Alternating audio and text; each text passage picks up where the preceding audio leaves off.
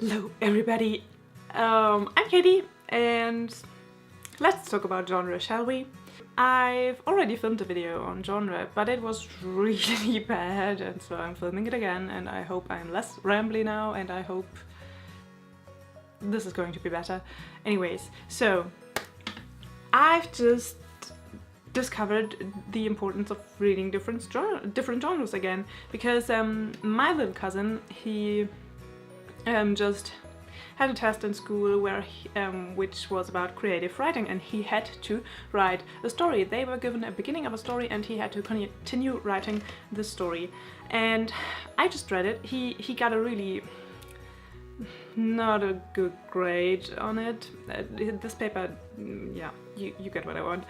And I've just read it and I thought it was really good because he wrote a story according to the style of the beginning of the story, which they got in the first place. Do you know what I mean? I think you could follow me. Anyways, and he then told me that his teacher told him that she really likes to read horror, and one main reason why he didn't get a better grade on this test was that she thought that he didn't put enough tension in the story. But the thing is, it wasn't a story that was supposed to be. There wasn't supposed to be a lot of action and tension in there. Like that was what she was missing, and I just, you know, thought while reading it, yeah, this woman obviously doesn't read very diverse. So let's talk about the general genre snobbery that I find a little bit irritating on BookTube. Of course you can read whatever genre you want, but here's a question from me to you. Who invented genre?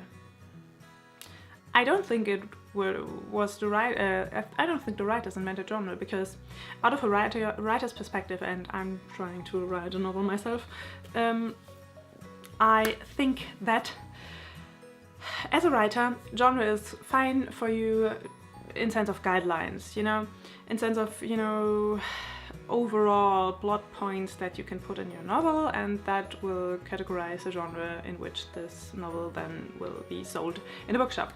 But I also think as a writer, genres can be really frustrating, because sometimes it almost feels like a prison for your imagination. Like you have to follow all the tropes and all the merits in this specific genre, but you cannot branch out, you cannot break the boundaries and like have thriller elements in a fantasy novel, or you have, you know, a dragon in a literary fiction novel, and people just go nuts about it. Out of a reader's perspective, genre I think is really helpful in some ways. It is really helpful in a way that you can easily navigate in the mass of books that is published every year, and that you can easily find books that suit your taste, and you can easily find books similar to books you've read before. But it also is a little bit dangerous in the sense that I think we easily fall into a trap that we just have to read fiction of, like, we just have to read books of one genre.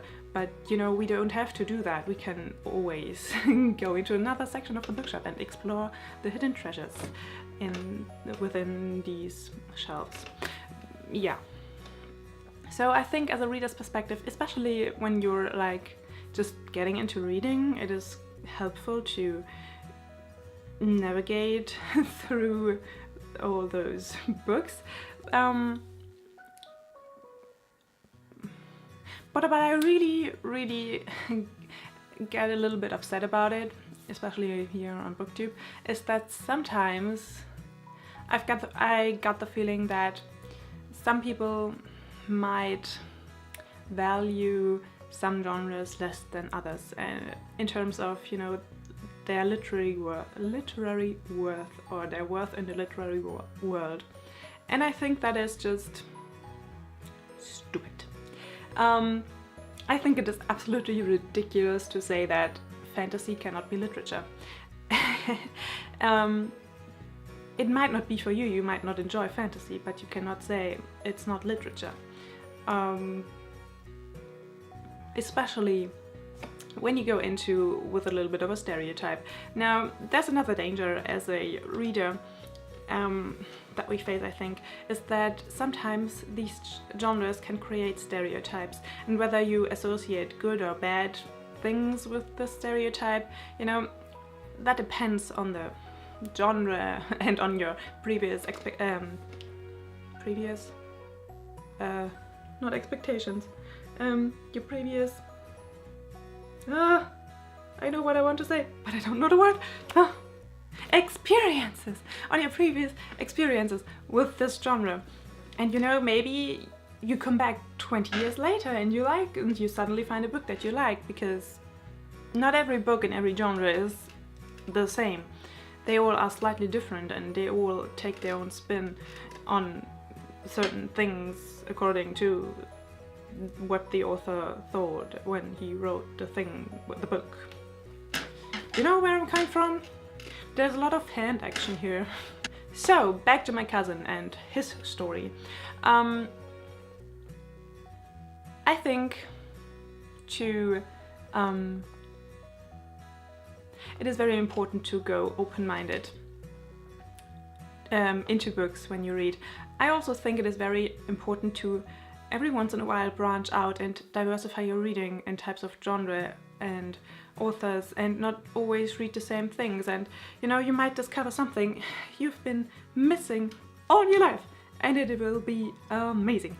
And I think it is very important, especially if you're reviewing books, to really read a lot of different things, so you because you know, we are judging books basically, and I think it is very important to read very diverse.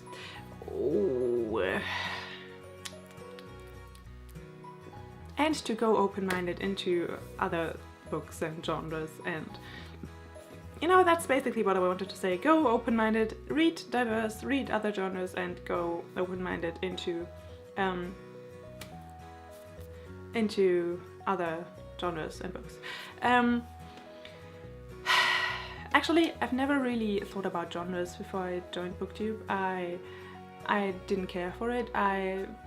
When I go into a bookshop, I just start at the beginning and, you know, usually circle around and then go back into the section in the middle, and then 3 hours later and 300 euros later I'm getting out and I have bought like 30 books, and that's great.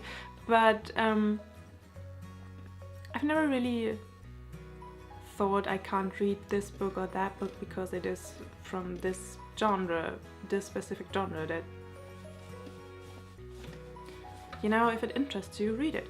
There's an article that I've read before I filmed this video. It is from Neil Gaiman and Kazuo Ishiguro, who wrote The Buried Giant, which I did a review on not too long ago. I will link it in the description if you want. I will also link the article in the description. It is very interesting, and it is not just about genres, it is also about storytelling and how stories change with time. Also, if you want to read something a little bit about a writer struggling with the boundaries that she had to face and had to break through while writing, I would suggest you check out Diana Window's reflections on the magic of writing. If you've spent a little time on this channel, you will notice that I love Diana Wynne-Jones. She's one of my favorite authors, and in this collection of her essays and speeches and stuff, and lectures and stuff, she talks about, because especially in the 80s, she, I think 60s, 70s and 80s, she faced the problems that as a fantasy writer she publishers told her she had to write the Tolkien-esque Lord of the Rings style epic fantasy, epic story kind of thing, and she didn't want that. So that's actually very interesting. A lot of older books have this, a lot of older fantasy books are just these types of books. The real boom of fantasy novels came after the Harry Potter series got so popular, so thank you JK for that. So yeah, check that one out. It gets a little bit repetitive, but if you've never read any Diana Wynne Jones novel, you might be a little bit lost, because she, you know, references her own books, of course. So yeah, that was it basically. Since I really love this to be a discussion on the importance of genres, and if you think they are important, because I think it wouldn't work if we just got rid of the genres. It wouldn't work. Maybe it would for readers eventually, and writers it would still work, but you know, the publishing industry, like how they are supposed to publish and market books, and yeah. So I think there are a few questions that I have for you. Maybe you can answer them to me, because I don't know the answer on everything. I'm still learning a lot. You know, like, who even decides which book fits in which genre? What do you think of genres? Do you find it beneficial to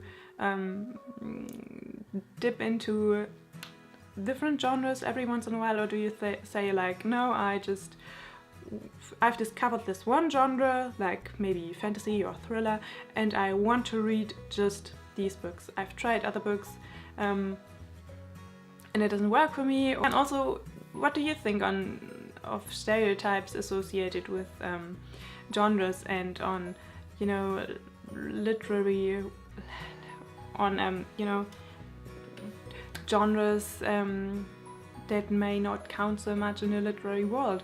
What do you think about that? Do you think that even exists, or is it just my impression? Also, do you think, this is a question that I really want to know an answer about, do you think the writer is confined to the expectations of the reader? Like, does the writer have to put specific tropes of a genre into a book because the reader expects them if they go and buy a novel, you know, from this genre? Is it the writer's duty? You know, the only thing that really makes sense to me in regards of genres is putting them in a little bit of an order for like children's books and young adult books and stuff like that. The thing that I find annoying with that categories is that young adult books seem to be a little bit overly tropey, and that just annoys me a little bit, but that's a discussion for another time. Yeah, I can understand that, because children, you know, there are things you don't want to expose your child to, and also it's great if children can get into reading, because some of the children's books are a little bit less complex and less difficult language-wise, so that makes sense to me. But that was it for today. I hope you enjoyed this video. If you did, so yay! And I'd like you to join the conversation if you have a little bit of a spare time. So I'm really hungry. I just had choir practice and it was really long, and I'm really hungry, so I'm going to get some food now. And I hope you have a lovely day, and thanks for watching, and I will see you soon. Bye!